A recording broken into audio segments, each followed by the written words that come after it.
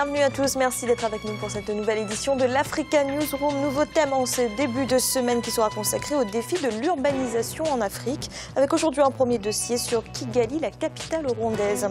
Au programme également de cette émission, un accord de désarmement a été signé au forum de Bangui en Centrafrique. Et au Burkina Faso, le Congrès pour la démocratie et le progrès a tenu un congrès extraordinaire. Et pour nous accompagner pendant cette émission, nos éditorialistes, Alfred Chongo, bienvenue. Merci Fanny, et puis bienvenue à mes très chères téléspectatrices. Jemal Teleb, bienvenue. Merci Fanny, bonsoir à tout le monde. Et Malika Cher, bienvenue. Bonsoir Fanny, bonsoir à tout le monde. Tout de suite, l'actualité du jour.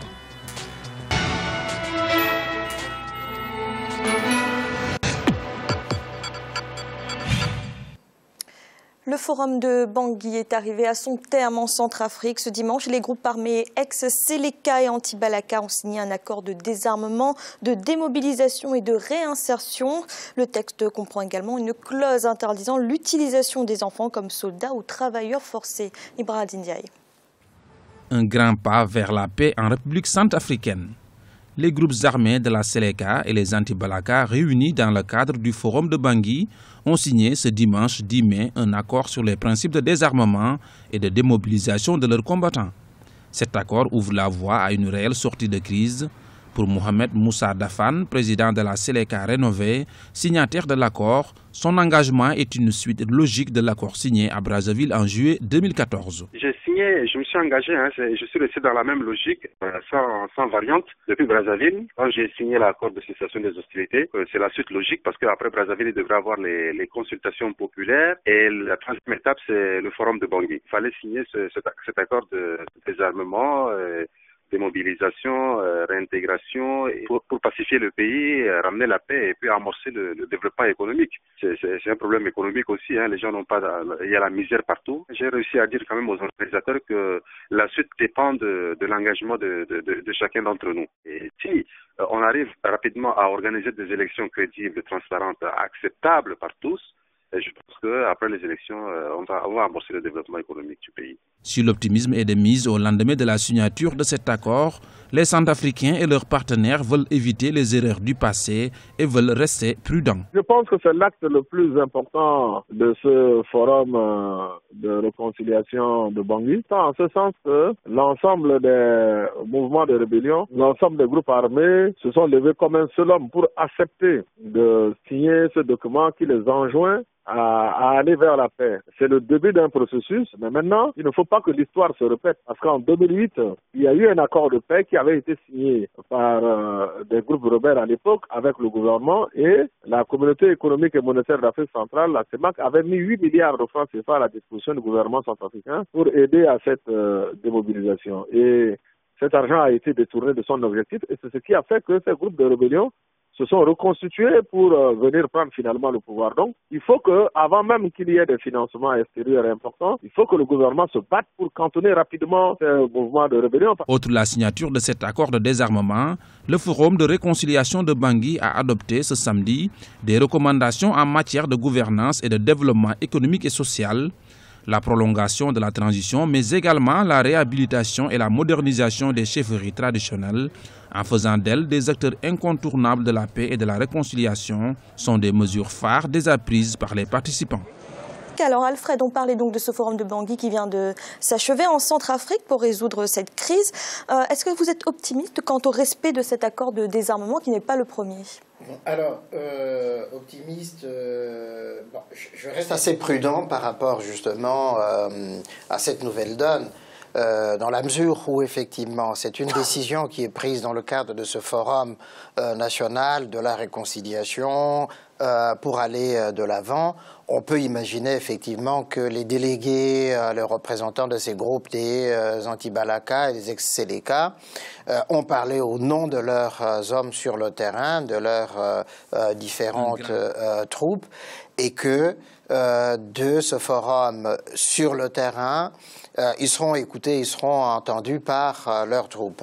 Alors le risque est évidemment qu'il y ait des connexions entre les deux, on l'a vu dans un passé récent, mais il y a un facteur en tout cas nouveau, c'est que c'est vraiment le forum qui a rassemblé tous les Centrafricains et donc on peut légitimement être, malgré la prudence, légèrement optimiste quant à la réalisation justement de cette résolution.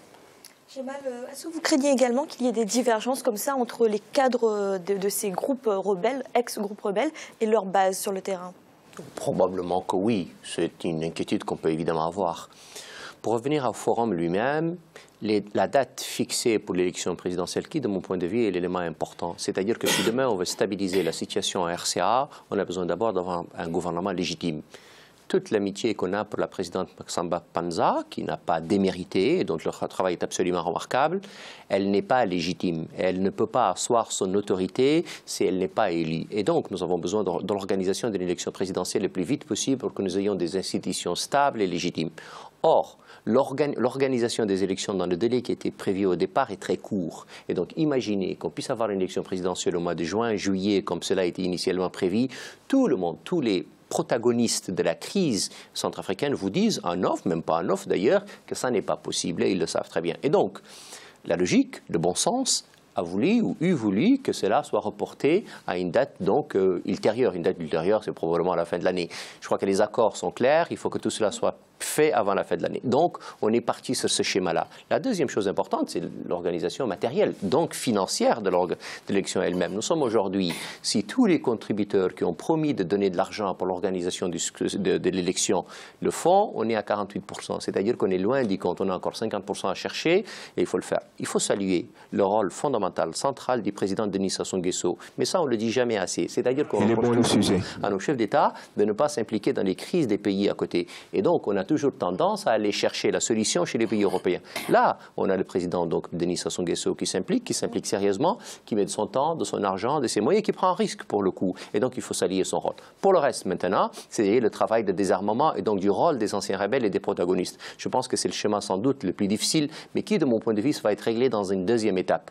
Nous saluons notre ami Jean-François Akanji-Kombe qui a pris part à ce forum et qui comprend, lui, mieux que quiconque, combien ce travail-là va être long, mais tout à fait possible, évidemment. Dans l'actualité également, au Burkina Faso, l'ancien parti au pouvoir, le Congrès pour la démocratie et le progrès, a tenu ce dimanche un congrès extraordinaire. Eddy Komboigo, un proche de l'ex-président Blaise Compaoré, a été élu à la tête de la formation politique. Ibra Ndiaye. Voici le nouveau président du CDP, le Congrès pour la démocratie et le progrès. Élu lors de ce 6e congrès ordinaire qui s'est tenu les 9 et 10 mai 2015 à Ouagadougou, Eddy Komboigo a pour mission la reconquête du pouvoir d'État, perdu les 30 et 31 octobre 2014 lors de l'insurrection populaire, suivie de la chute de l'ancien président Blaise Compaoré.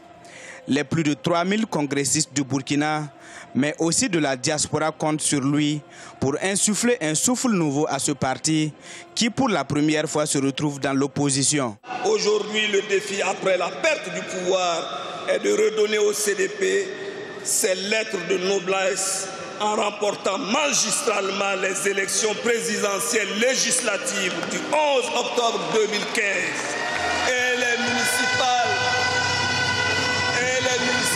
de 2016. Cela se fera avec vous, par vous et avec le peuple burkinabé. Le code électoral qui a été voté le 7 avril 2015 par le Conseil national de la transition exclut des dignitaires de ce parti aux élections présidentielles, législatives et municipales de 2015 et de 2016. Une loi qualifiée d'exclusive et fustigée lors de ce 6e congrès. Je l'interpelle à une lecture du code électoral pour permettre à tout Burkinabé qui le souhaite de se présenter aux consultations électorales.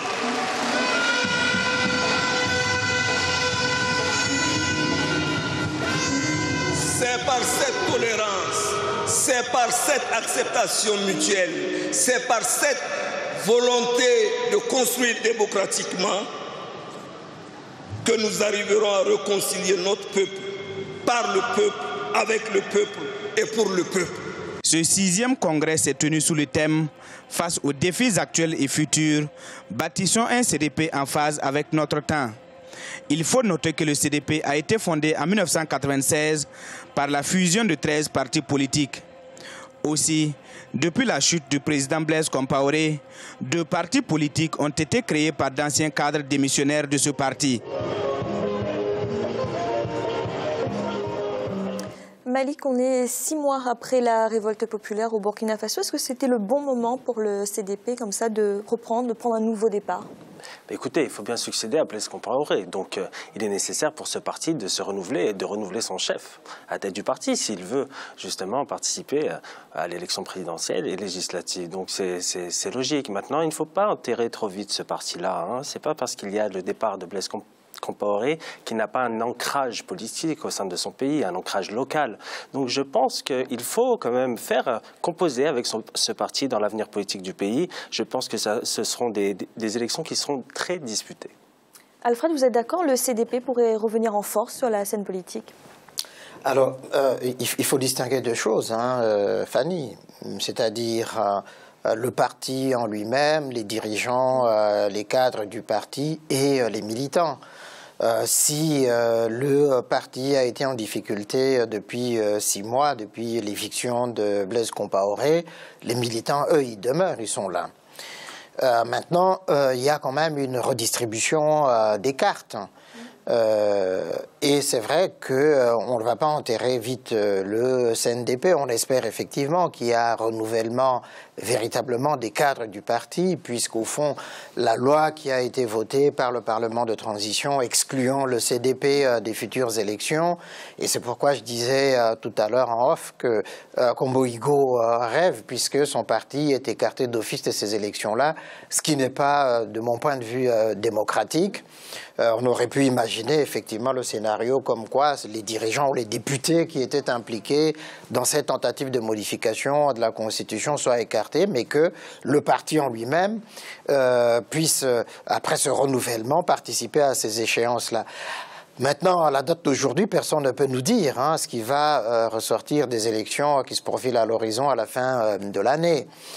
Si le CNDP revient dans le jeu démocratique, qu'est-ce qui va se passer? Ça, personne ne peut le dire aujourd'hui.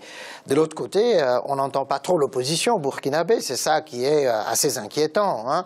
Est-ce qu'ils ne sont pas encore en ordre de bataille? Et donc, ils risquent d'être surpris, comme beaucoup d'opposition en Afrique. Chaque fois, quand l'élection arrive, avant que l'élection, on ne les entend pas, et puis à quelques semaines, on les entend, et puis après, ils sont surpris par les résultats des urnes. Donc, pour le moment, en tout cas, on reste encore sur les, j'allais dire, mi-figue, mi-raisin. Alors Gemal, le CDP a fustigé justement le code électoral dont parlait Alfred, qui exclut tous les politiques ayant soutenu la modification de la Constitution. C'est une mesure injuste? Je ne peux pas parler d'injustice, je n'en sais rien. Ce que je peux dire, c'est donc une remarque générale et une remarque dans le cas particulier. Une remarque générale, c'est qu'au lendemain d'une révolution comme celle qui a été du Burkina Faso, on peut s'imaginer que les Burkinabés font payer à ceux-là même qui se sont opposés à la volonté populaire, donc le prix de leur refus des changements légitimes. En même temps, donc plus généralement, je n'aime pas personnellement les lois qui excluent. Et donc je considère que c'est un déni de démocratie que d'empêcher les gens de se présenter. Et donc c'est la seule remarque que je puisse faire. Pour le reste, les Burkinabés sont des gens remarquables. C'est vraiment incontestablement une classe politique de bon niveau, c'est un peuple généralement intelligent. Et donc je fais confiance à l'intelligence des Burkinabés pour se sortir de la situation dans laquelle ils se trouvent actuellement. La deuxième chose, c'est que l'opposition, comme dit Alfred, effectivement n'est pas très visible en ce moment. Enfin, en même temps, on est dans un travail pré-campagne électorale, et donc voilà, on n'est pas dans un schéma où l'opposition montre ses muscles. Mais elle va le montrer, et elle va se diviser, et elle va se battre contre les autres et contre elle-même. C'est-à-dire que nous sommes après à une élection présidentielle où chacun joue pour lui-même. L'unité affichée aujourd'hui entre Kaboré et Diabré va passer un temps, parce que chacun veut devenir président de la République. Je pense, moi, et j'opte plutôt pour une candidature neutre. C'est-à-dire qu'en définitive, on a besoin du Burkinabé qui est capable de fédérer les gens du CDP, les sankaristes, l'opposition, et dans cette période de transition importante, qu'il soit capable de fédérer le pays, de l'unir, pour que demain, il trouve des lendemains, de mon point de vue, beaucoup plus consensuel et beaucoup plus intelligent, comme les Burkinabés savent le faire. Alors Malik, votre avis sur cette disposition du code électoral qui exclut les dignitaires de fait, les dignitaires du CDP? Oui, je la trouvais déjà inique. Il y a plusieurs semaines, j'avais dit mon opposition face à l'adoption de cette loi. Je pense que chaque homme politique a le droit à ses erreurs. On peut avoir des partisans de l'ancien président Compaoré qui peut se représenter devant le peuple. Si le peuple lui fait confiance, je ne vois pas en quoi c'est un crime d'avoir supporté un président de la République qui a quand même dirigé le Burkina Faso depuis de longues années et qui a réussi sur le plan notamment diplomatique et qui a réussi à faire émerger son pays sur le plan diplomatique. Il faut quand même s'en rappeler. Je pense qu'on ne peut pas faire table rase du passé comme ça, même si ce président-là avait ses défauts. Et bien sûr, la critique est toujours de mise en démocratie. Donc je pense que cette loi n'est pas une loi démocratique. Merci messieurs, nous allons marquer une courte pause un instant, la deuxième partie de l'Africa Newsroom. À tout de suite.